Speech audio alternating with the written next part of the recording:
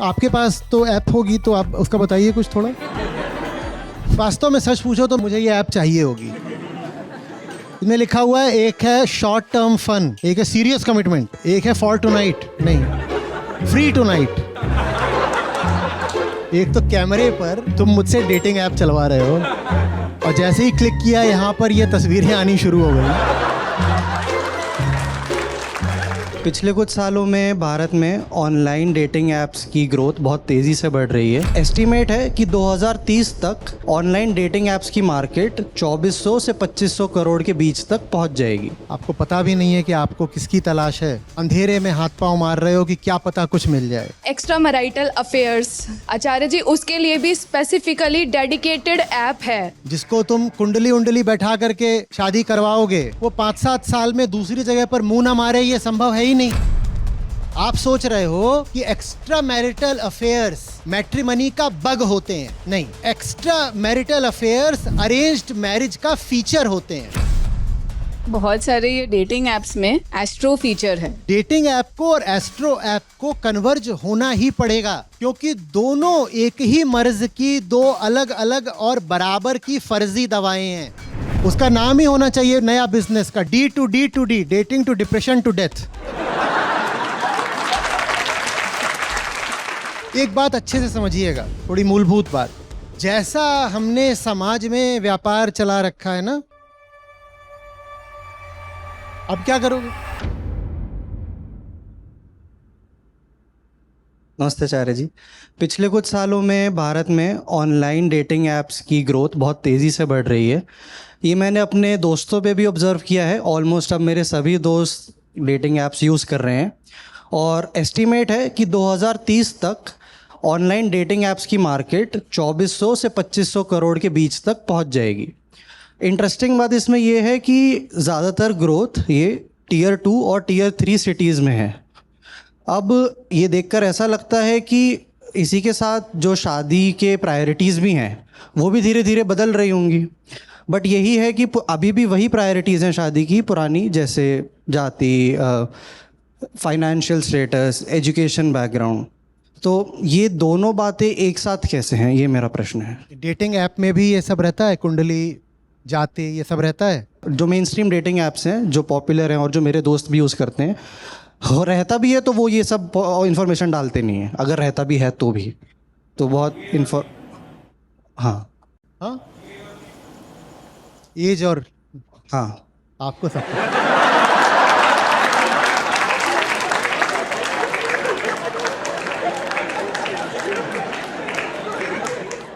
वो जिसको आप समझ रही हो कि 24 साल का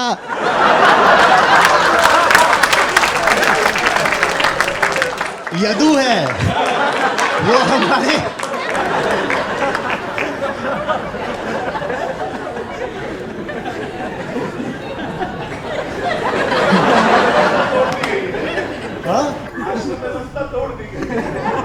हाँ, पर शरीर की तो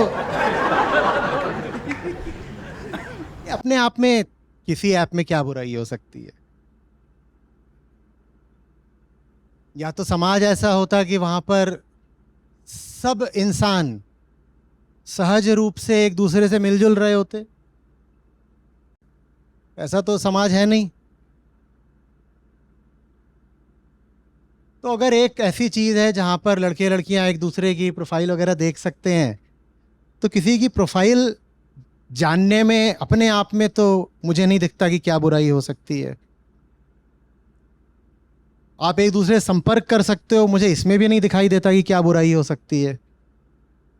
हाँ, अब आपकी नीयत ही उल्टी पुल्टी है तो फिर चाहे डेटिंग करो कि नहीं करो, बुरा ही बुरा है, सब कुछ बुरा ही बुरा है। अपने आप में डेटिंग ऐप में तो कोई ऐसी बुराई नहीं हो गई, लेकिन ये भी देख रहा हूं कि उस तक ज़्यादातर लोग जो जा रहे हैं वो किसी बहुत सस्ते केंद्र से सस्ते मसाले की तलाश में ही जा रहे हैं शायद। ये गड़बड़ है, ये गड़बड़ है। लेकिन इसी को आप अगर पलटोगे तो कोई इंसान है उसको ज़िंदगी में एक सार्थक मकसद है और वो उसमें डूबा हुआ है, व्यस्त है, तो संभावना ज़्यादा यही है कि उसको वक्त मिलेगा नहीं डेटिंग वगैरह के लिए इतना कल्पने को कि वो जा कर के प्रोफाइल बनाए और फिर वहाँ पर किसी को खोजे। लेकिन हाँ, अगर उसको इतना वक्त मिल रहा है और वो ऐसा कर भी लेता है तो ठीक है, उसको मैं ना कोई बहुत अच्छा बोलूँगा ना कोई बहुत बुरा बोलूँगा। अब आप डेटिंग ऐप का इस्तेमाल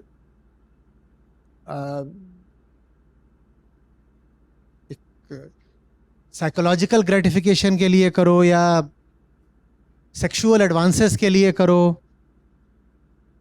तो ये तो आपके सड़े हुए केंद्र का ही सूचक है। और अगर ज़्यादातर लोग यही कर रहे हैं तो बात भी सड़ी हुई है। फिर मतलब डेटिंग ऐप में अलग क्या है? आप फेसबुक, इंस्टाग्राम कहीं पर भी जा करके आप, अगर आप पुरुष हैं तो आप महिलाओं को फ्रेंड रिक्वेस्ट भेज सकते हो ना, तो वो भी तो लगभग वैसी ही बात हुई कि नहीं हुई? नहीं हुई।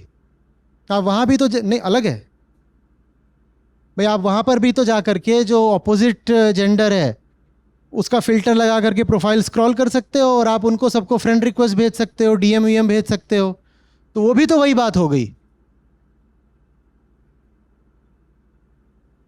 उसमें डेटिंग का पर्पस होना जरूरी नहीं है, जस्ट जनरल फ्रेंडशिप में भी agreeing on some common platform भी हो सकता है। पर्पस तो दोनों में ही एक ही होता है। वहां पर नाम डेटिंग का है, यहाँ पर नाम फ्रेंडशिप का है।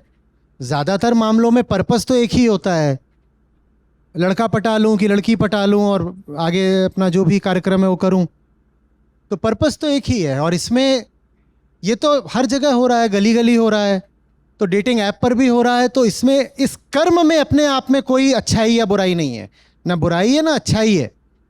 आप किसी लड़के या लड़की की प्रोफाइल पर जा रहे हो और उसे कोई मैसेज भेज रहे हो या कोई बात कर रहे हो, ज़बरदस्ती नहीं कर रहे हो, वो अपनी स्वेच्छा से वहाँ पर जो भी आकर के बैठी हुई है, आपने उसको एक, उसमें भी रिक्वेस्ट ही भेजते हैं, फ्रेंड रिक्वेस्ट। हाँ, तो आपने उसको फ्रेंड रिक्वेस्ट भेज दी डेटिंग ऐप पर, तो इसमें अपने आप में मैं क्या बोलूं कि अच्छा है कि क्या बुरा है? लेकिन आप जान रहे हो कि आप बदनीयत आदमी हो, आपको पता है कि आप नाटक कर रहे हो, आपको ये भी पता है कि आप जिसको मैसेज भेज रहे हो उसको भी पता है कि आप नाटक कर रहे हो, और दोनों ही एक दूसरे के साथ परस्पर नाटक कर रहे हैं, तो ये तो बात गड़बड़ है ही, ये तो बात गड़बड़ है ही।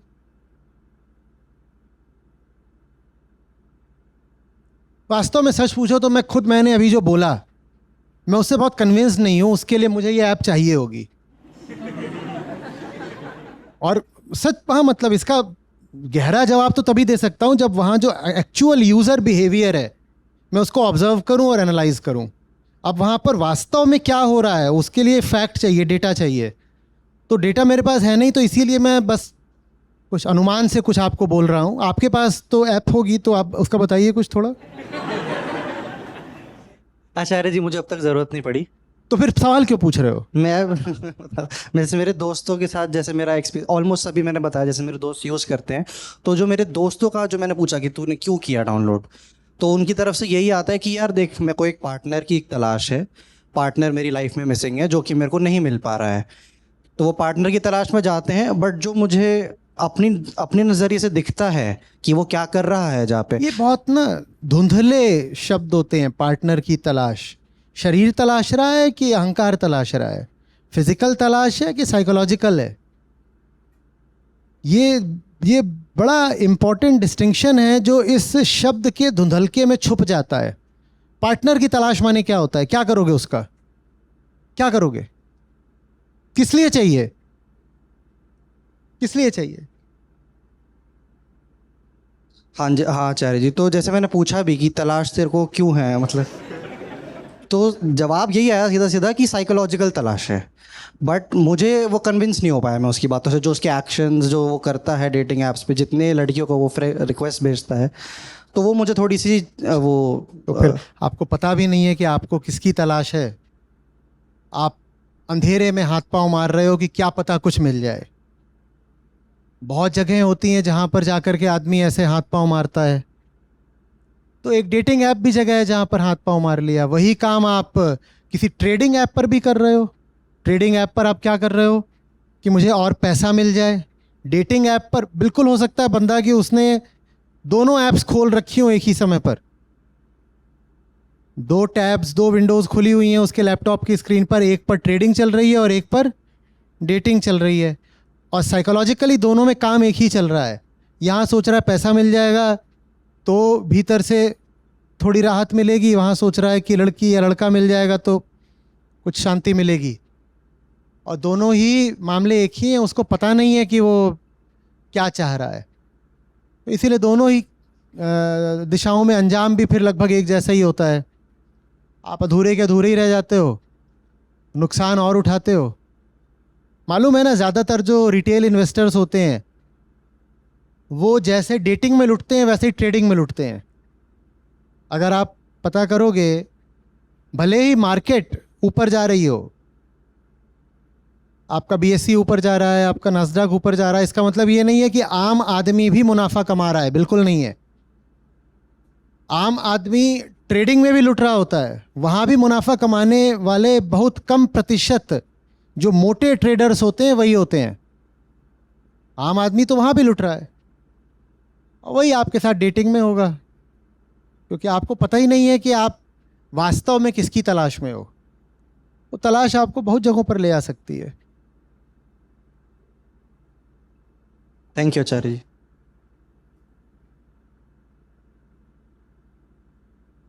छोटा सा इस पे एक्चुअली मैंने देखा था जो कि इंडिया में 85% यूजर्स जो डेटिंग एप्स पे जा रहे हैं वो लॉन्ग टर्म कमिटमेंट है, शादी के पर्पज से ही जा रहे हैं वहां पर भी। और जो दोनों मार्केट्स हैं, मैट्रिमोनियल मार्केट और ऑनलाइन डेटिंग एप्स का मार्केट, ये कन्वर्ज कर रहे हैं। तो ये दोनों मर्ज ही क्यों नहीं हो जाते? कन्वर्ज कर रहे हैं तो वही उसी ये डायरेक्शन में बिजनेस trend आइडिया चल दे रहा रहा हूँ कि एक ऐसी ऐप बना दो जो शुरू डेटिंग से होती हो, फिर मैट्रिमनी तक जाती हो, फिर मैटरनिटी तक जाती हो। जब यही करना है तो वो पूरा जो प्रोडक्ट लाइफ साइकिल है वो एक बार सब सारी इंडस्ट्रीज को पता होता है कि जहाँ सिंगल विंडो क्लियरेंस होती है वहाँ कस्टमर रिटेंशन ज़्यादा होता है, कि एक ही जगह आओ यहाँ सब कुछ मिल जाएगा। व्हीकल लोन से लेकर के पर्सनल लोन से लेके होम लोन तक सब मिलेगा। करंट अकाउंट चाहिए, ट्रेडिंग अकाउंट चाहिए, सब मिलेगा, आओ। तो एक ऐप बनाओ, आप में से जो लोग प्रतिभा के धनी और पैसे के भूखे हों,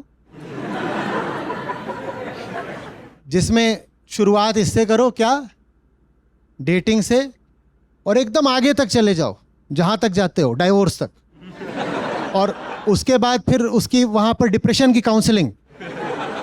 उसका नाम ही होना चाहिए नया बिजनेस का, D2D, डेटिंग टू डिप्रेशन।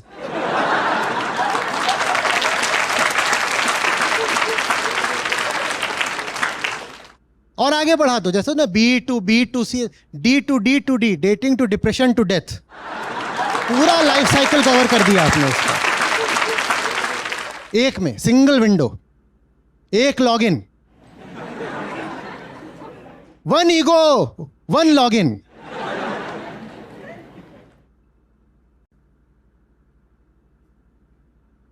और उसमें आपकी पूरी हिस्ट्री भी स्टोर्ड रहेगी, तो आत्मज्ञान में भी सहायक होगा।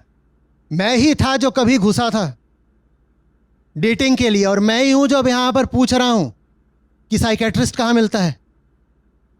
और उसमें बिल्कुल साइकेट्रिस्ट की लिस्टिंग होगी, आप उन्हें फ़ोन कर सकते हो, वो कन्वर्जेंस होगा, बिल्कुल सब कुछ ऑल इन वन बनाओ। नमस्ते आचार्य जी। आचार्य जी, मैंने भी पढ़ा है इसके बारे में थोड़ा, तो उसमें ये तो बात कर रहे हैं अनमैरिड लोगों की। मैंने पढ़ा एक्स्ट्रा मैरिटल अफेयर्स जो लोग कर रहे हैं आचार्य जी, उसके लिए भी स्पेसिफिकली डेडिकेटेड ऐप है, और जिसमें अभी 2026 का डाटा 50 लाख तक लोग पहुंच गए हैं भारत में।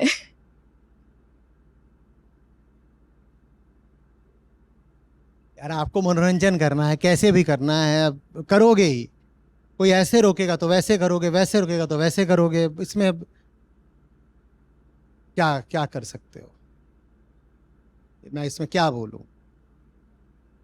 उसकी ज़बरदस्ती पकड़ के शादी कर दोगे, या उसने ऐसे ही अपना झटके में आके शादी कर ली,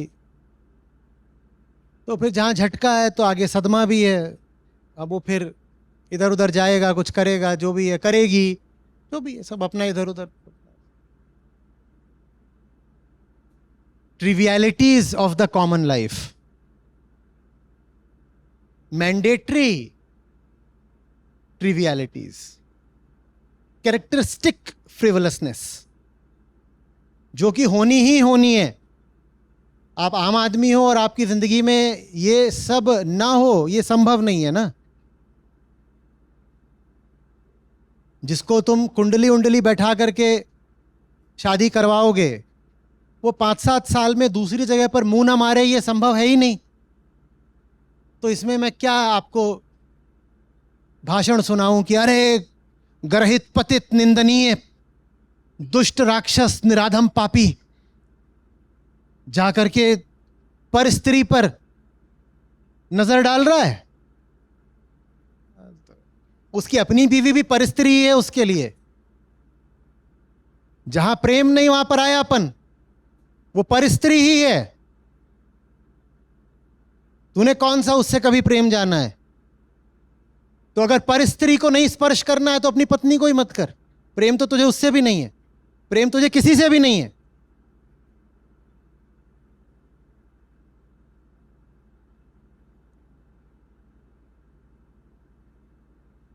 आपके सारे सवालों में एक अजम्पशन है कि जो हो रहा है वो एक डिस्टॉर्शन है। वो डिस्टॉर्शन नहीं है, वो रूल है। वो डिस्टॉर्शन नहीं है, वो डिजाइन है। वो बग नहीं है, वो फीचर है। आप सोच रहे हो कि एक्स्ट्रा मैरिटल अफेयर्स मैट्रिमनी का बग होते हैं। नहीं, extra marital affairs arranged marriage का फीचर होते हैं। वो फीचर है भाई, करना पड़ेगा, वो प्रीलोडेड आता है।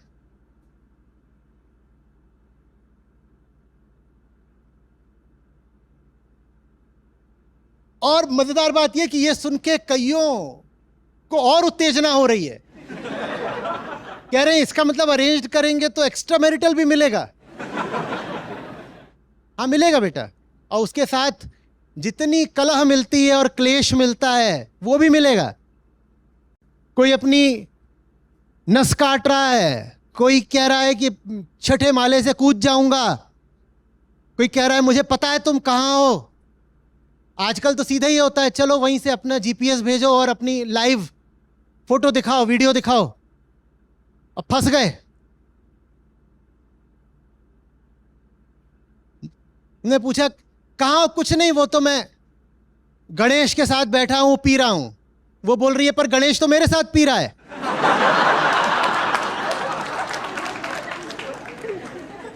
ले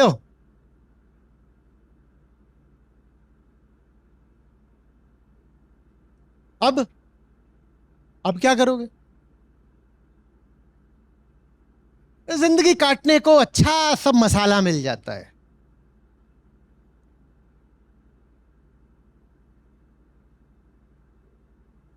थर्टीज 40s कब इसमें बीत जाते हैं पता ही नहीं चलता।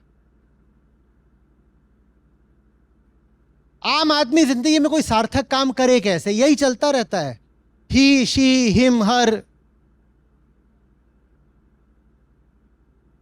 कभी इससे टाका भिड़ा, कभी वहां से टाका उधड़ गया। खूब सोचने को मसाला मिलता रहता है। 2 महीने अफेयर चलता है, 2 साल याद करते हैं। कुछ चाहिए था, व्यस्त मसरूफ रहने को मिल गया। 2 साल तक क्या कर रहे हैं? याद कर रहे हैं। कितने लोग याद के ऐसे दौर से गुजरे हैं? हाथ खड़ा करिएगा।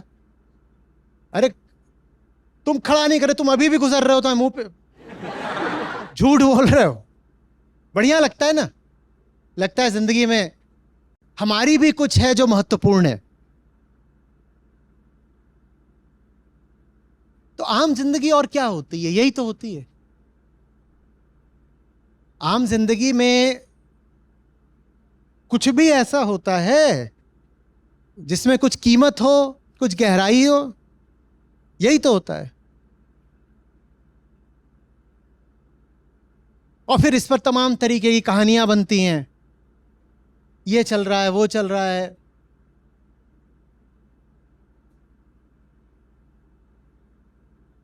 Emotional cobwebs. उसका किसी से अफेयर चल रहा था, पति को पता चल गया, पति ने उसे जबरदस्ती प्रेग्नेंट कर दिया। अब वो बोल रहा है कोई बात नहीं, तुम्हारे बच्चे को मैं अपना समझ के पालूंगा। जो उसका लवर है, इस पे 18 पन्ने की कहानी लिखी हुई है और लोग उस कहानी को पढ़ रहे हैं और इस सच्चे प्रेम की गहराई पर आंसू बहा रहे हैं। हाँ, क्या गहरी बात बोल दी है। बर्बादी, पूरी बर्बादी जिंदगी की, पूरी।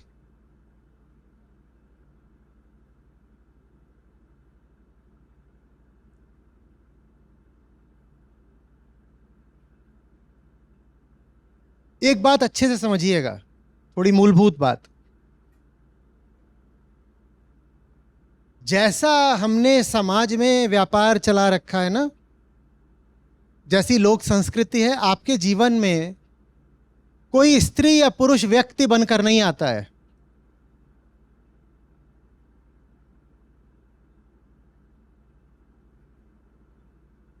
वो केंद्र बनकर आता है। आपके जीवन में कोई इंसान नहीं आता, एक सेंटर आता है, एक प्रतिस्पर्धी केंद्र, एक कॉम्पीटिंग सेंटर। और वो किससे कॉम्पीट करता है? किससे करता है? सत्य से। अब मेरी इतनी अब उम्र हो चली है, तब मुझे समझ में आया है कि जिसके जीवन में कोई व्यक्ति केंद्र बनकर मौजूद हो, उसके ऊपर किसी भी तरह की कोशिश मत करो, व्यर्थ जाएगी, एकदम व्यर्थ जाएगी। पहले मैंने कोशिशें करी और करता ही गया और मुंह की खाई, तब जाकर धीरे धीरे समझ में आना शुरू हुआ है। आप जब कहते हो ना कि आपने शादी कर ली या अब आप एक रिश्ते में हो, प्रेम चल रहा है आपका, तो आप जिसको अपनी जिंदगी में लाए हो वो इंसान बनकर ही रहना मंजूर नहीं करता। उसका इरादा यह होता है कि वो आपकी जिंदगी में घुसेगा और सीधे सीधे आपका सेंटर बनेगा। आपकी टॉप प्रायोरिटीज बनने से कम उसे कुछ मंजूर नहीं। वो हो सकता है औपचारिकता के नाते बोलते हाँ हाँ हाँ हाँ ठीक है, Geeta is your top priority, पर भीतर ही भीतर उसका इरादा यही रहेगा, नहीं नहीं नहीं, तेरी टॉप प्रायोरिटी तो मुझे ही होना चाहिए। अब चाहे वो स्त्री हो पुरुष हो, फर्क नहीं पड़ता, लेकिन हमने रिश्तों को परिभाषित ही इस तरह करा है कि आपकी जिंदगी में जो आएगा वो सीधे सीधे ये कहेगा कि देख भाई, तेरी जिंदगी में मुझसे ऊपर, मुझसे बड़ा, मुझसे ऊंचा कोई नहीं होना चाहिए, मैं ही तेरे लिए सब कुछ हूं। और अगर तेरी जिंदगी में कुछ और है तो मैं उससे कॉम्पीट करूंगा, मैं उसको दुश्मन की तरह देखूंगा। मेरे जो इतने सारे हेटर्स हैं वो और थोड़ी कोई हैं, वो आपकी जिंदगी के केंद्रीय व्यक्ति हैं भाई, और कोई नहीं है। क्योंकि जब गीता उतरती है आपके जीवन में, तो जो आपके जीवन का केंद्र बनकर बैठा होता है उसका आसन डोलने लगता है। क्योंकि सत्य कभी द्वितीय होकर के तो चल नहीं सकता ना, वो तो एको अहम है। सत्य जब भी आएगा तो कहेगा आई एम द सेंटर, और आपके जीवन में कोई और ही सेंटर बनकर बैठा हुआ है, कभी झुन्नू कभी धनिया। तो लड़ाई होनी निश्चित है, निश्चित, कुछ ऐसा नहीं।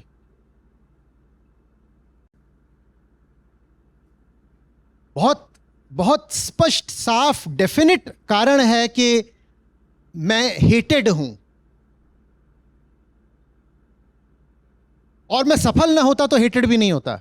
मैं हेटेड हूं, इसका मतलब ही यही है कि किसी को तो रेस्क्यू करा है।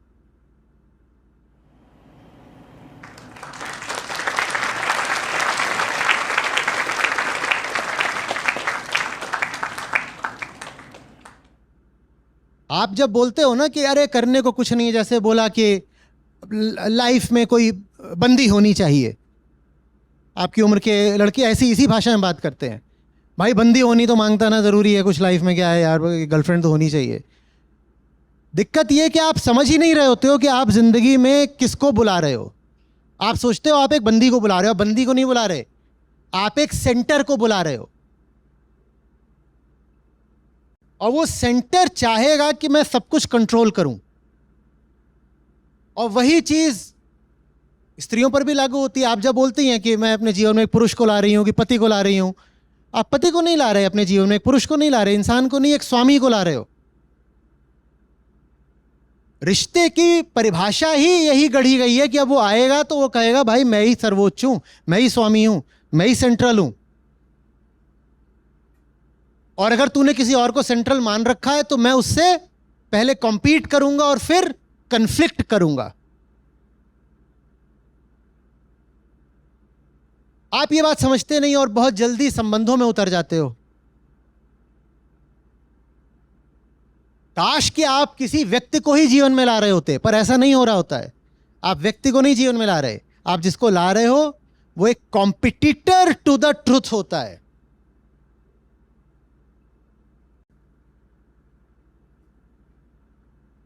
Substitute to the truth.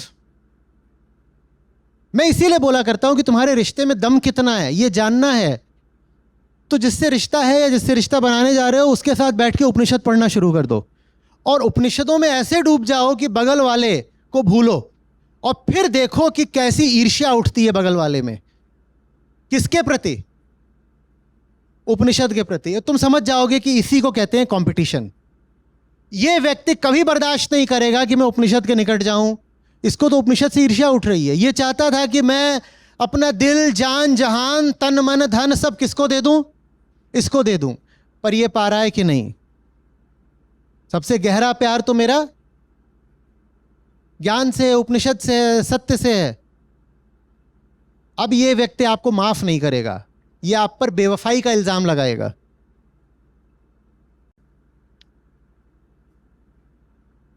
और इसमें दोष उस व्यक्ति का नहीं है, इसमें दोष हमारे समाज, हमारी परंपरा में चली प्रेम की परिभाषा का है। हमारी प्रेम की परिभाषा ही यही है कि जिसको जीवन में लाओगे उसको राजा बना के रखोगे। आप देखते नहीं हो, आप प्यार से उसको क्या बोलते हो? रानी, बेगम। काय को रानी बोल रहे हो भाई? रानी माने टॉप, वो टॉप थोड़ी है।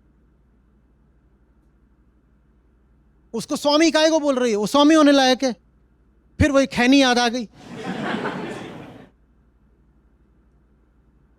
खैनी खाता है, बगल खुजाता है, तुम उसको स्वामी और प्राणनाथ परमेश्वर बोल रही हो।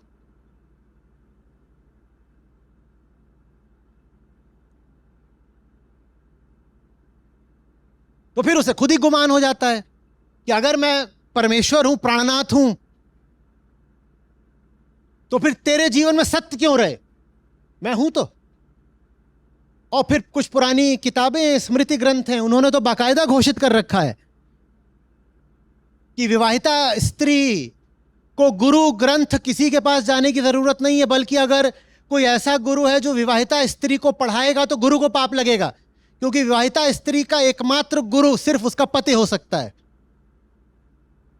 तो तुम्हें जो पढ़ना है जाकर के, अब सोचो, बहुत सारी विवेताएं बैठी हैं यहां पे। आप गीता पढ़ रहे हो किससे?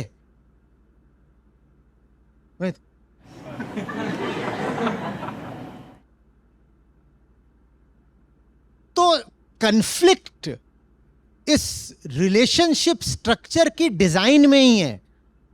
ये जो रिलेशनशिप स्ट्रक्चर है ना, ये बाय डिजाइन ऐसा है कि ये आपको ट्रुथ से दूर रखेगा। तो जब कोई लड़का लड़की वगैरह जीवन में लेके आओ तो ये बात थोड़ा ख्याल में रखना। ये ख्याल में रखना, आप एक इंसान को नहीं ला रहे हो, आप ट्रुथ के सब्स्टिट्यूट को ला रहे हो। अब ये आपको ट्रुथ के साथ रहने नहीं देगा, और ये नियम जैसा वो नहीं रहने देगा। और मैंने तो इसीलिए हथियार भी डाल दिए। कोई आकर के दीदी बोलती हैं कि ये है वो है, पति से झगड़ा, मुझे मालूम है आज तुम्हारा झगड़ा है, कल तुम्हारा प्यार हो जाना है, क्योंकि वही तुम्हारा टॉप सेंटर है। तुमने आज झगड़ा कर लिया, कल वहां प्यार कर लोगी। उसमें बीच में मैं आऊं कि संस्था आए तो बेकार में चक्की में घुन की तरह पिसेंगे। तो हमें आना ही नहीं है भाई, तुम अपना देख लो। आज तुम रोती राती यहां पर आ गई हो, आचार्य जी पति मारता है, ये करता है, काम नहीं करने देता, पढ़ने नहीं देता। वही पति अभी तुम्हें रात को मिलेगा, 2-4 चुम्मी लेगा, तुम बिल्कुल मान जाओगी।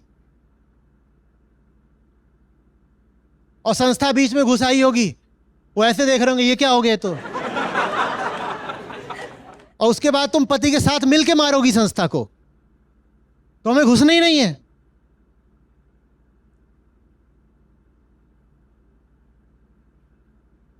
वो बहुत स्ट्रांग सेंटर होता है, बहुत स्ट्रांग।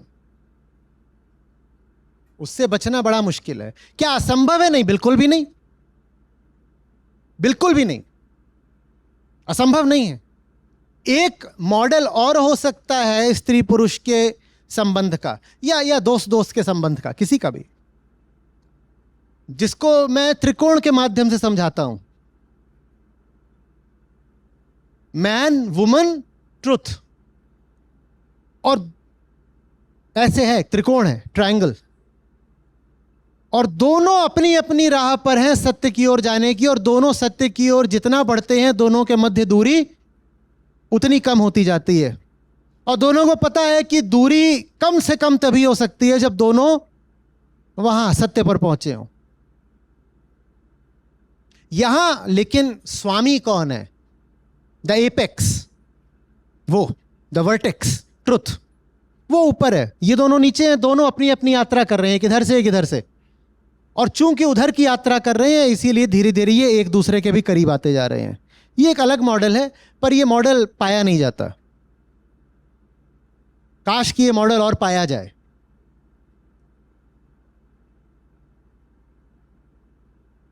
मेरा भी पहला कमिटमेंट तुम्हें नहीं है, ठीक है, तुम मेरे घर में हो, पत्नी हो, मेरा लेकिन पहला कमिटमेंट तुम्हें नहीं है। किसको है? सत्य को है। तुम्हारा नंबर लगता है पर सत्य के बाद। और अगर सत्य से कंपटीशन करोगी तो हारोगी, मैं ही हरवा दूंगा तुमको। इसी तरह से आप बोल रही हैं क्या? ठीक है, तुम हो भैया, प्रिय हो, प्राणनाथ हो, लेकिन सत्य के बाद नंबर लगता है तुम्हारा। और किसी से जाके उलझ लेना, उससे मत उलझना, उससे उलझोगे तो लात खाओगे। काश के रिश्तों का ऐसा मॉडल भी हो पाए, होता नहीं है।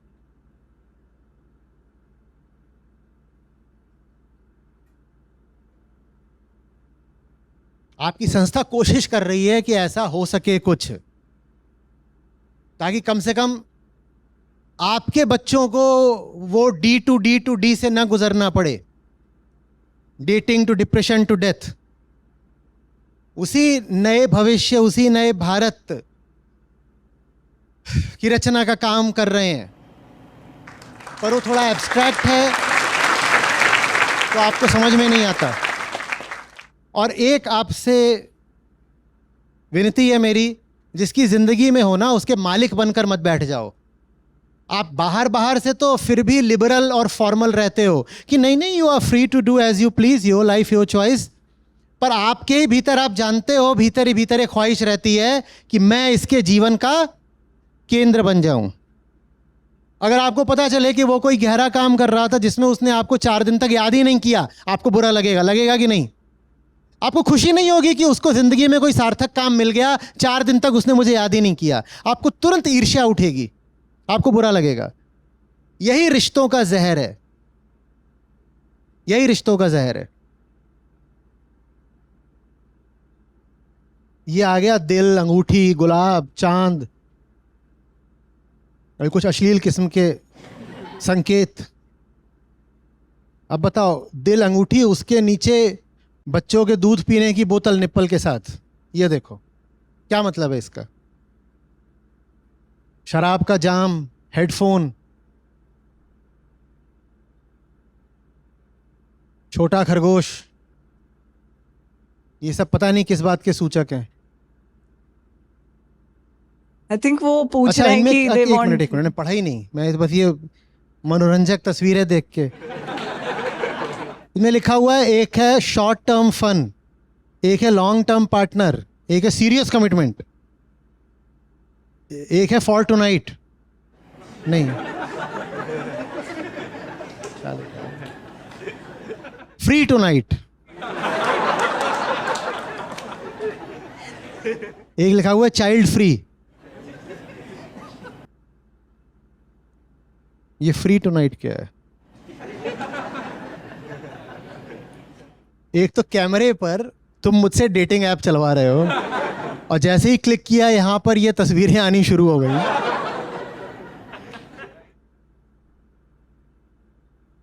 और कह रहा है यू आर हिडन।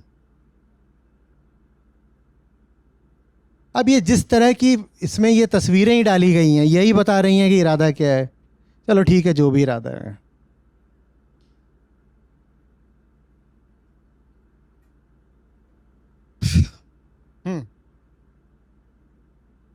प्रणाम आचार्य जी। इसी से रिलेटेड अभी जब हम ये बातचीत कर रहे थे तो अभी एक न्यूज़ आई है कि अभी जब हम सत्र चल रहा था ये वाला, कि एक महिला ने इसी डेटिंग एप्स पे एक पूरा स्कैंडल था, इनकी पूरी टीम थी और करीबन 6 करोड़ रुपए इन लोगों ने स्कैंडल करा। यूपी की ये घटना है और इंडिया में भी कई मनोवैज्ञानिकों का ये कहना है इन डेटिंग एप्स को लेकर ही कि ये जो है बॉडी सेंट्रिक ज़्यादा बनाते हैं, मतलब इमेज सेंट्रिक, क्योंकि जो देह भाव है वही वाली चीज़ वो ज़्यादा आती है, जैसा आपने भी पिक्चर्स देखी होंगी।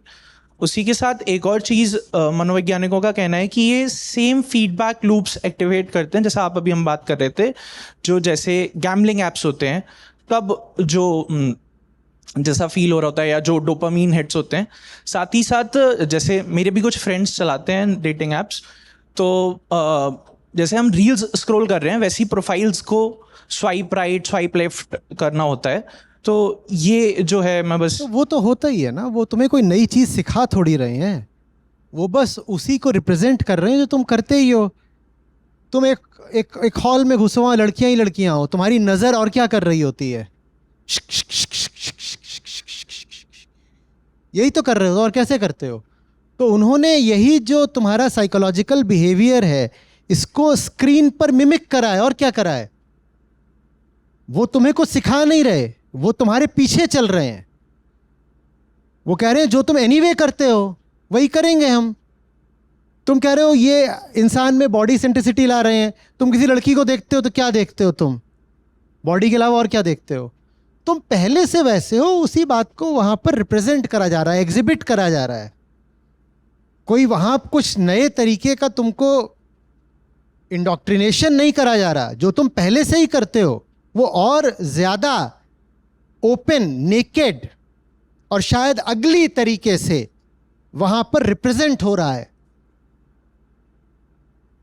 वो तो है ही, ऐसे ही तो होता। और क्या करते हो? तू चीज बड़ी है मस्त मस्त, ये डेटिंग ऐप के बाद का गाना है। तो तुमने उसे ऑब्जेक्टिफाई और कॉमोडिटिफाई तो बहुत पहले से कर रखा है ना, ये तो बहुत पहले से कर रखा है। हाँ भाई ये क्या, वो एक कहीं पे कोई चुटकुला सुना रहा था कि एक लड़की ट्रक लेकर आई तो पहले लोग बोलते थे कि ट्रक माल लेकर आ गया, अब बोलते हैं माल ट्रक लेकर आ गया। तो तुम उसको माल तो बहुत पहले से मानते थे। माल माने a thing, an object, stuff, उसको हमेशा से ही मानते थे। डेटिंग ऐप ने तो तुम्हारे ही बिहेवियर को बस एनकोड करके एक ऐप बना के तुम्हारे सामने रख दिया है। वो तो है ही है। अब इसमें ऐप को लेकर के शोर क्या मचा रहे हो? जो हो वही है, वही वैसे ही हो रहा है वहां। अभी ये मैंने 2-3 ही स्क्रॉल करी तो मुझे उसमें बहुत सारी खाल और बहुत सारा मांस दिखाई दिया। 2-3 महिलाओं का उसमें आया प्रोफाइल अभी। क्या कुछ नया हो रहा है? क्या वो ऐप लड़कियों को सिखा रही है कि ऐसे रहो और ज़्यादा लुभावने बनो, ज़्यादा सेडक्टिव, ल्यूक्रेटिव बनो? नहीं, ऐसा नहीं है। ऐसा तो चलता ही रहा है, जानते ही रहे हो। वही जो सड़क पे और घर में और समाज में, मोहल्ले में चलता रहा है, उसी चीज़ को वहाँ ऐप में दिखाया जा रहा है। लड़की एक उम्र की होती नहीं है कि आप उसको बता देते हो कि तुझे अगर लड़के अट्रैक्ट करने हैं तो ऐसे ऐसे कपड़े पहन ले, ऐसी ऐसी अदाएं सीख ले। वो कपड़े देख लेती है, अदाएं सीख लेती है, लड़के अट्रैक्ट होना शुरू हो जाते हैं, बस बात खत्म। वही काम वो वहाँ ऐप पर भी कर रही है। तो उसमें ऐसी क्या हाय तौबा कि हाय हाय ऐप ने आकर के हमारी लड़कियां बिगाड़ दी।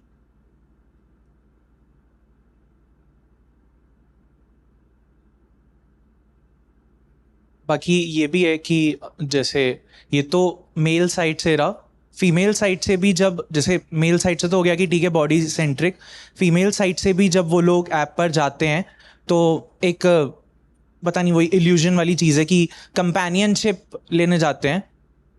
कंपेनियनशिप लेने कोई नहीं जाता वहां।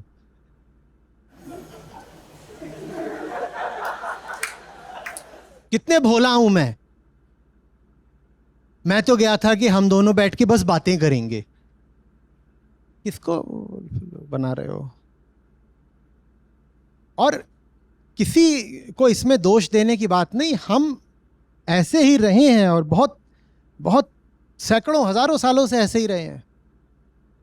हाँ, जब कोई उस बात को जाहिर कर देता है, अभिव्यक्त कर देता है, साफ साफ रिप्रेजेंट कर देता है, तो तुम कहते हो इसने गड़बड़ करी, इसने ये डेटिंग ऐप जो है ना, इसने अभद्रता फैला रखी है और ये हमारे लड़के लड़कियों को बिगाड़ रहा है। मंटो का नाम सुना है? सादत हसन मंटो। मंटो को पढ़ा है? पढ़ना, एक जवान आदमी को पढ़ना चाहिए। तो मंटो को पकड़ के ले गई पुलिस पाकिस्तान की और मुकदमा चला दिया। क्या? अश्लीलता का। बोले ऐसे अश्लील बातें लिखता है। बोल रहे भाई मैं वही लिखता हूं जो समाज में हो रहा है, और अगर मेरी कहानियां गंदी हैं तो ये समाज गंदा है, अगर मेरे किरदार अश्लील हैं तो ये समाज अश्लील है। और मैं पाखंड नहीं करूंगा, मैं छुपाऊंगा नहीं। जैसी ये दुनिया चल रही है वही मेरे कहानियों के किरदार दिखा देते हैं।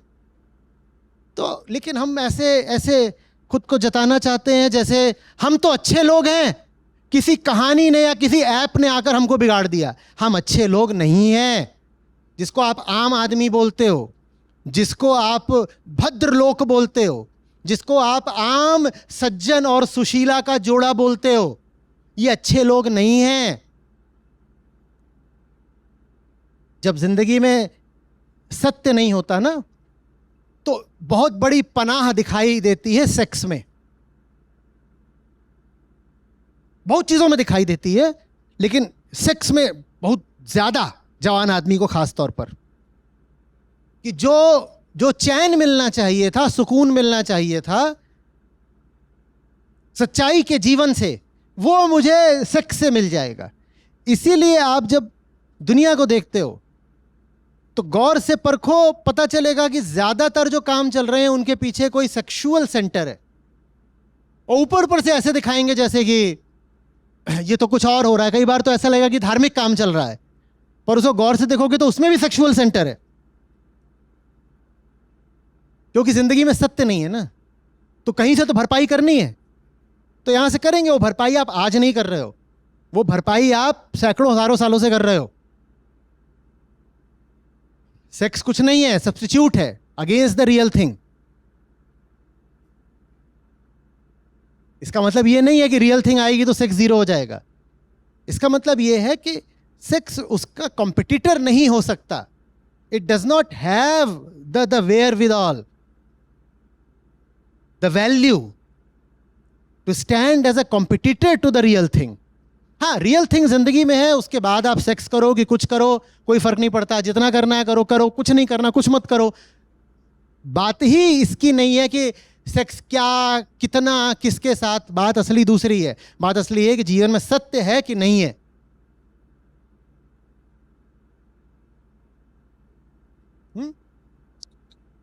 आचार्य जी, लास्ट टाइम हमने एस्ट्रो के बारे में बात किया था, तो अभी मैं देख रही थी कि बहुत सारे ये डेटिंग एप्स में एस्ट्रो फीचर है।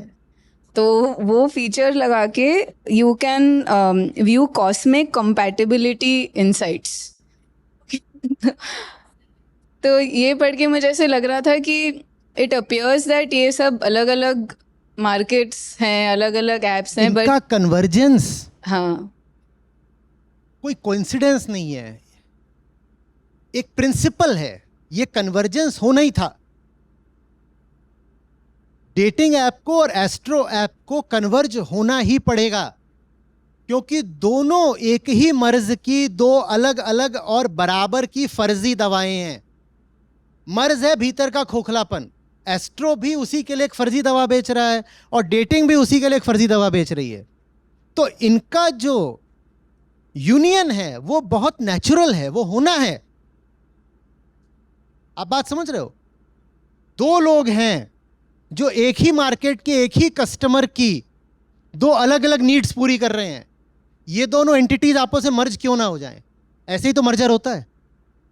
और अगर ये दोनों कॉम्पिटिटिव होती तो फिर मर्जर नहीं होता, एक्विजिशन हो जाता। ये एक बहुत नेचुरल मर्जर है, ये होना है। जितनी भी तरह की गंदगियां हैं वो आपस में मर्ज करेंगी। एक आदमी जो अंधविश्वासी है वो जातिवादी भी होगा, एक आदमी जो अंधविश्वासी है वो डरपोक भी होगा। जैसे एक बीमारी से आप 100 बीमारियों का अंदाजा लगा सकते हो, वैसे ही अगर कोई एस्ट्रो में घुसा हुआ है तो वो 100 तरह की और गंदगियों में भी घुसा होगा, ये तुरंत अंदाजा लगाया जा सकता है। अगर आपको कोई मिलता है जो अंधविश्वासी है तो ये पक्का है कि वो हिंसक भी होगा, वो पक्का है कि सांप्रदायिक भी होगा और जातिवादी भी होगा। ये पक्का है कि उसे धर्म के नाम पर मांसाहार से भी कोई समस्या नहीं होगी। कोई एक चीज कभी कोई एक चीज नहीं होती, कोई एक चीज सदा एक केंद्र होती है, उस केंद्र से 1000 बीमारियां निकली होती हैं। इसीलिए जब आप कहते हो ना, नहीं वैसे तो मेरा दोस्त बहुत अच्छा आदमी है लेकिन सिर्फ मटन खाता है। यूके में मेरे बहुत सारे डिस्कशन हुए, उसमें वही था कि हम अच्छे लोग हैं, हम बहुत लिबरल लोग हैं, बहुत ऐसे हैं वैसे हैं, वही है ये हम हर तरीके से बहुत अच्छे लोग हैं। देखिए हम इमिग्रेंट्स का स्वागत करते हैं और हम बड़े खुले दिल के हैं, ऐसा वैसा है, लेकिन हम अपनी प्लेट से मटन नहीं हटा सकते। तो वहाँ मेरा काम ही था उनको बार बार यही बताना कि तुम अच्छे आदमी नहीं हो, और अगर तुम अपनी प्लेट से मटन नहीं हटा सकते तो तुम अपने बच्चे की भी चीरफाड़ कर रहे हो, साइकोलॉजिकली इफ नॉट फिजिकली। क्योंकि जो प्लेट पर रखे हुए जीव के प्रति हिंसक है, ऐसा हो नहीं सकता कि वो बच्चे के प्रति हिंसक नहीं होगा। हाँ, बकरे को तुमने फाड़ दिया शरीर से, बच्चे को तुम फाड़ोगे भीतर से, दिखाई नहीं देगा तो तुम अपने आप को ये किसी तरह सर्टिफिकेट सफलता से दे लोगे कि मैं तो हिंसक नहीं हूं, तुम हिंसक हो। जो अंधविश्वासी है उसको आप जल्दी से एस्ट्रो की ओर ले आ सकते हैं, जो जातिवादी है उसको आप आसानी से झाड़ फूक की ओर ले आ सकते हो। और 10 चीजें हैं जिसमें जितने भी मनोरोग होते हैं वो सब एक साझे केंद्र से ही आते हैं, उसका नाम है आत्म अज्ञान। आत्म अज्ञान। किसी को ठगना हो तो बस ये देख लेना कि वो भीतर से कितना अज्ञानी है। बाहर से ज्ञानी हो तो चलता है, रखे रहो अपना बाहर वाला ज्ञान, कुछ नहीं होता उससे। जो भीतर से अज्ञानी है उसको ठगना सबसे आसान होगा। ठग भी ऐसे कोई ढूंढते हैं जिसमें आत्म अज्ञान भरपूर हो, और उसको फिर 100 तरीके से ठगा जा सकता है। उसको धर्म दिखा के ठगा जा सकता है, उसको अप्सराएं दिखा के ठगा जा सकता है, उसको पैसा दिखा के ठगा जा सकता है। आप बताओ, आत्म अज्ञान माने वो चीज जिसके बाद कोई भी आपको अब ठग लेगा। आपने खुद ही ठग रखा है खुद को, कोई और बहुत आसानी से ठगेगा ना। अब सब बीमारियां एक जगह आए। मैं इसमें और भी एक चीज आएगी, जुड़नी है, आप जुड़वाओ। अब की तो एंटरप्रेन्योरियल यात्रा रही है।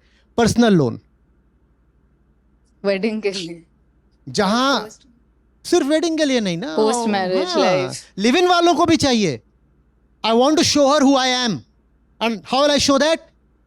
By taking her on an all expenses paid trip to whatever. The whole thing is on me. How? Through a personal loan. तो इसी ऐप पर आप पर्सनल लोन बेचना शुरू कर दो, खूब बिकेगा, बता रहा हूं। और बताता हूं, इसी ऐप पर आप लॉन्जरी बेचना शुरू कर दो। इसी ऐप पर आप कुछ खास किस्म के होटल्स बेचना शुरू कर दो with specific kind of services, वो भी बिकेगा। मुझसे पूछो तो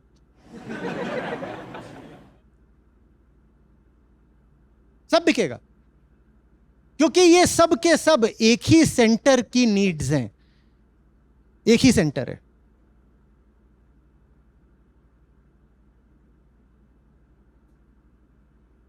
आ रही बात समझ में? एक और आचार्य जी यहाँ लिखा है कि ये एप्स डिफरेंशिएट कैसे करते हैं एक दूसरे से। तो एक बिगर प्रॉब्लम जो रहता है वो ट्रस्ट डेफिसिट का रहता है एप्स में, क्योंकि KYC ऑनलाइन करते हैं। नहीं तो अब AI आ जाता है इधर। तो ये बेसिकली चाहते हैं कि आप जितना इन्फॉर्मेशन हो सके उतना इन्फॉर्मेशन आप दीजिए। तो पहले तो ऑब्वियसली कुछ बेसिक डिटेल्स होते हैं, बट अब ये चाहते हैं ये इसमें फिर सिक्योरिटी एजेंसीज हाँ। भी खूब बिकेंगी, हाँ सर्विलेंस और डिटेक्टिव एजेंसीज भी खूब बिकेंगी, हाँ क्योंकि such relationships are characterised by lack of trust. क्योंकि ये रिलेशनशिप बनाने वाला ही कौन है? अहंकार। और गीता में उसका क्या नाम है? संशय आत्मा। वो किसी से भी रिश्ता बनाए उस पर शक करेगा ही करेगा, और जब शक करेगा तो उसी ऐप पर आप हायर अ डिटेक्टिव नाम का एक बटन दे दीजिए, हम्म और उसमें भी आप तत्काल का रख दीजिए, आज रात की डेट है, वो शाम तक रिपोर्ट लाके दे देगा कि कहाँ रहती है, किस जाति की है। और आप और बातें ही पूछ सकते हो। वो बहुत लोगों की तो उत्सुकता इसमें रहती है कि वर्जिन है कि नहीं। वो निकलवाने का आप उससे 5,000 रुपये एक्स्ट्रा मांग लीजिए, अभी देगा। और फिर यहाँ गीता ऐप पे आकर बोलेगा 5 रुपया है नहीं, कैसे दूं आपको। तो जैसे मैं ये सोच रही थी कि जो एप्स पे जा रहे हैं वो ये बोल रहे हैं कि हम लोगों को पहचान नहीं सकते हैं। तो पहचान नहीं सकते। तो खुद को देखा कभी दूसरे को पहचानेगा? तो ये पहचान भी नहीं सकते और बोल रहे हेल्प करिए पहचानने के लिए कि एक एल्गोरिथम है जो आपको एक पहचान पत्र दे देगा। और दूसरे साइड ये बोल रहे हैं कि स्वाइप तो हमने कर लिया, अब उसके बाद का भी जो कार्यक्रम है वो भी लोग अरेंज करते हैं कि डेटिंग का कैलेंडर। अरे हवस है, अब वो मिटानी भी है, और साथ ही साथ 100 तरीके के उसमें झंझट भी हैं। तो कोई आकर के मेरे इस कार्यक्रम को किसी तरीके से निष्कंटक बना दो। मुझे ये सब भी करना है और ये भी चेक करना है कि कहीं वो डायन तो नहीं। तो एक एजेंसी लगा दो वहाँ पे जो डायन चेक करेगी। ठीक है। आपको मालूम है, अभी पढ़ रहा था, पता नहीं हो सकता है फेक न्यूज़ हो, वेरीफाई करिएगा, कि बहुत सारी प्रॉपर्टीज़ हैं कुछ साउथ ईस्ट एशियन नेशंस में, जापान वगैरह में, जिनको हॉन्टेड हाउस डिक्लेयर कर देते हैं। अब वो कमर्शियल एक्सपेंशन हो रहा है, ये सब हो रहा है, और वो प्रॉपर्टी कई बार बड़े प्राइम एरिया पर होती है, लेकिन चूंकि वो हॉन्टेड डिक्लेयर्ड है तो इसको कोई आसानी से ख़रीदना नहीं चाहता। उस एरिया में बहुत पता होता है कि ये प्रॉपर्टी भूत आते हैं। तो एक नए किस्म की एजेंसीज पैदा हुई हैं जो कहती हैं कि हम वहाँ पर जा करके लोगों को भेजेंगे जो इतनी रातों तक सोकर आएंगे, और जब वहाँ वो इतनी रात सोकर आ जाएंगे तो हम आपको सर्टिफिकेट दे देंगे कि ये जगह हॉन्टेड नहीं है, और जब हम ये सर्टिफिकेट दे देंगे तो आप इसको लगा सकते हैं, फिर आपकी ये प्रॉपर्टी आसानी से बिक जाएगी। उसी तरीके से इंसानों को लेकर के दिया जा सकता है सर्टिफिकेट, कि मैं बता सकता हूँ कि ये वाला है, ये वो भूत नहीं है, ये डायन नहीं है, हमने चेक कर लिया, इसका भी सर्टिफिकेट चलेगा। तो आचार्य जी मेरा क्वेश्चन एक थोड़े दूसरे लाइन पे था कि एक रिलेशनशिप बनाना और किसी के साथ रिलेट करना is a very feels like a very human thing, it's what makes us human. तो अब जैसे ये डेटिंग एप्स जब आ रही हैं तो हम उसको भी आउटसोर्स ही कर रहे हैं। तो एक नहीं, वो हमेशा से आउटसोर्स था, आप थोड़ी करते थे, आपकी माँ करती थी, सब कुछ माँ करती थी। जो पुराने किस्म के जहाँ थोड़ा बैठे हों वो लोग बताएंगे, सब कुछ माँ ने और सास ने करा, आउटसोर्स्ड ही था पहले भी, सब कुछ आउटसोर्स था। आपने क्या करा? आपने क्या करा? आप हो ही नहीं, आपकी अभी कोई एजेंसी, कोई सत्ता ही नहीं है। आपके नाम पर आप सिर्फ अहंकार हो बहुत बड़ा, इतना बड़ा, और अहंकार माने वो जिसका अपना कुछ नहीं, जो सदा दूसरों पर आश्रित है। नाम भी किसी और ने रखा, जात किसी और ने बताई, धर्म वर्ण सब किसी ने बता दिए, कुंडली किसी ने निकाल दी, ब्याह आपका किसी ने करा दिया, ब्याह कराने के बाद सुहागरात में सफ़ेद चादर किसी ने बिछा दी ये देखने के लिए आप वर्जिन हो कि नहीं। उसके बाद तीसरे चौथे महीने से सास ने पूछना शुरू कर दिया इस महीने पीरियड्स आ गए क्या, अरे बच्चा कब होगा। आपका क्या था, वो पहले भी आउटसोर्स था भाई, आपका नहीं था। हमारी औलादें हमारी नहीं होती, वो सामाजिक होती हैं, वो माया ने पैदा करी, हमने नहीं पैदा करी। हमारे संबंध हमारे नहीं होते, वो भी सामाजिक होते हैं, संयोगिक होते हैं, हमारे नहीं हैं। हमारा क्या था, it was always outsourced. It's just that ugliness has now been displayed, disclosed in its full nudity. तो अब हमें बुरा लग रहा है, oh shit, is this really so obscene? It was always obscene. हमारी जिंदगी में हमारा क्या होता है बताओ तो, सब कुछ तो कोई और करवा रहा होता है। आपको मालूम है, अब इस पर भी रिसर्च हुई है, आपको जिससे इश्क हो गया महीने की 28 तारीख को, आप उससे महीने की 20 को मिले होते तो ना होता। क्योंकि किस दिन इश्क होगा वो इस पर भी निर्भर करता है कि आपका और उसका हार्मोनल साइकिल कैसा चल रहा है। वेव्स जब होती हैं, इंटरफेरेंस थ्योरी हम जानते हैं, दो वेव्स जब मिलती हैं तो उनका अगर दोनों का ए एम्पलीट्यूड है तो मिलकर 4A भी हो सकता है और 0 भी हो सकता है। इसी तरह से स्त्री और पुरुष के जो हार्मोन्स होते हैं उनके भी साइकिल्स चलते हैं। अगर दोनों के साइकिल्स का कंस्ट्रक्टिव इंटरफेरेंस हो गया तो जबरदस्त केमिस्ट्री बैठेगी और वो 4A हो जाएगा, और अगर उनका डिस्ट्रक्टिव इंटरफेरेंस हो गया तो अब संयोग बैठा कि दोनों ने 28 को एक दूसरे को देखा, उस दिन दोनों के हार्मोन्स का कुछ कुछ लेवल था, उस दिन केमिस्ट्री बैठ गई। यही वो हफ्ते भर पहले मिले होते तो कुछ ना होता। अब बताओ ना, ये जो तुम्हारी मैट्रिमोनियल अलायंस थी ये तुमने चुनी थी या तुम्हारे हार्मोन के लेवल ने चुनी थी? तो तुम कहाँ हो? It was always outsourced. आप दुकान में जाते हैं, वहाँ आपको एक खास किस्म की खुशबू दी जाती है, शोरूम के अंदर खास किस्म की लाइट दी जाती है, वो बहुत वेल कैलकुलेटेड होता है मामला। ये वो लाइट है, ये वो खुशबू है जो आपके परचेज डिसीजन को बदल देगी माने एनकरेज कर देगी। आप उससे मिले एक खास दिन जिस दिन उसने घोड़े वाली परफ्यूम लगा रखी थी, हो गया, आप हो गया फॉलन इन लव। वो आपका डिसीजन नहीं था, वो उस घोड़े वाली परफ्यूम का डिसीजन था भाई।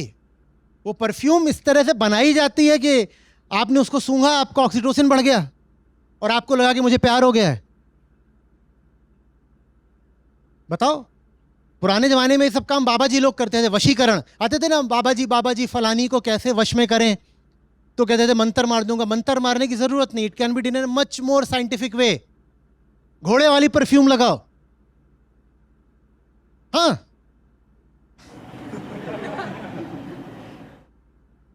और उल्टा पड़ सकता है क्योंकि सबकी केमिस्ट्री अलग अलग होती है। इसके लिए तुम्हें पहले उसका चेक कराना पड़ेगा इस पे कौन सी काम करेगी। किसी पे घोड़े वाली काम करती है, किसी पे गधे वाली काम करती है।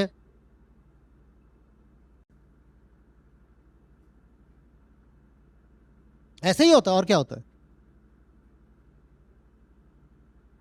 इतने सारे डाइवोर्सेस होते हैं, हमारे यहाँ बताते नहीं क्यों हो रहा है, हमारे यहाँ तो ऐसे है चुप रह जाओ। जो फर्स्ट वर्ल्ड है उनका डाइवोर्स डेटा देखो तो वहाँ पे लिखते हैं साफ साफ, क्या है बोलते, डाइवोर्स क्यों हुआ, I don't like his smell. इस बात पे डाइवोर्स हुआ। कितने हजारों में। अब ये रिश्ता आपका है या उसकी बॉडीली ऑर्डर का है? आप थोड़ी हो। उसने आपको सूंघा, उसको नहीं अच्छा लगा, उसने भाग गया। उसको घोड़े वाली सूंघनी थी।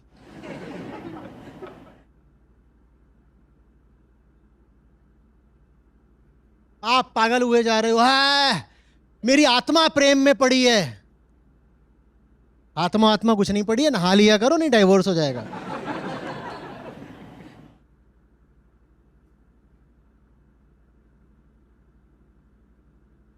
और क्या है,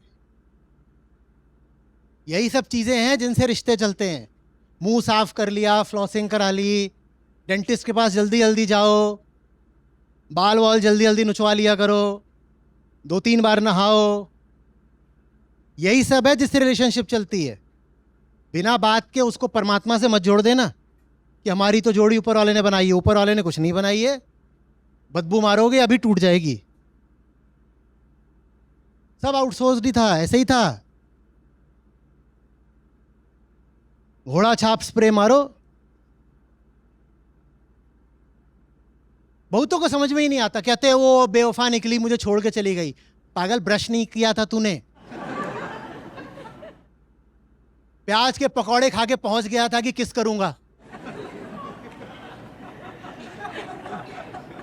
मूली के पराठे, प्याज के पकौड़े। अब इन्हें समझ में नहीं आ रहा ब्रेकअप क्यों हो गया।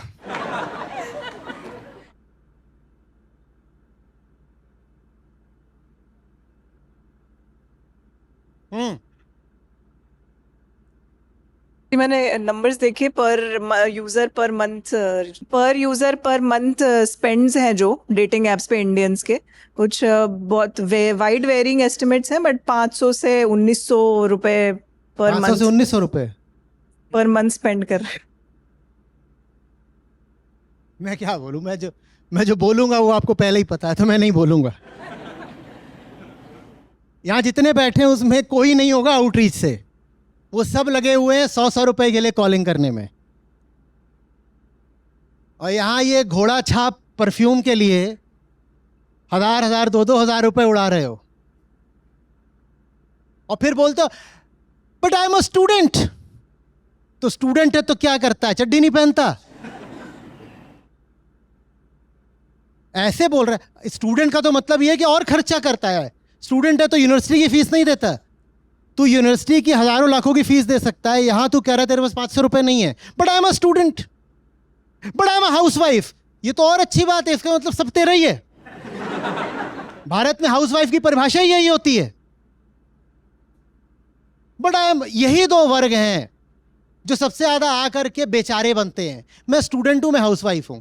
और स्टूडेंट का मतलब होता है बाप का सारा पैसा तेरा है, उड़ाए पड़ाए। किसी भी जा करके मार्केटर से पूछ लो, वो सबसे ज्यादा स्टूडेंट्स को टारगेट करेंगे, क्योंकि सबसे मुफ्त से सबसे आराम से स्टूडेंट ही उड़ाता है। हमारे यहां लेकिन आकर के but I am a student.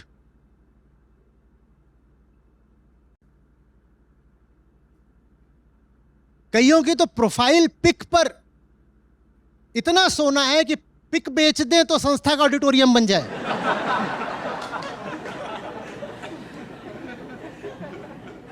और वो बोल रही है कि नहीं मैं कैसे कर सकती हूं, मेरे पास तो, मैं तो हाउसवाइफ हूं।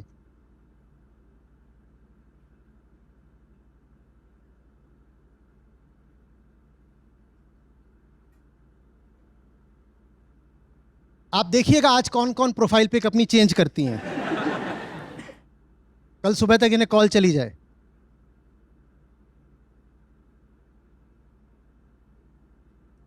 और कुछ अब हो गया ना, कल पूछना। जाओ, खाना ना नहीं खाना है, खाना भी तो खाओगे, जाओ खाना खाओ।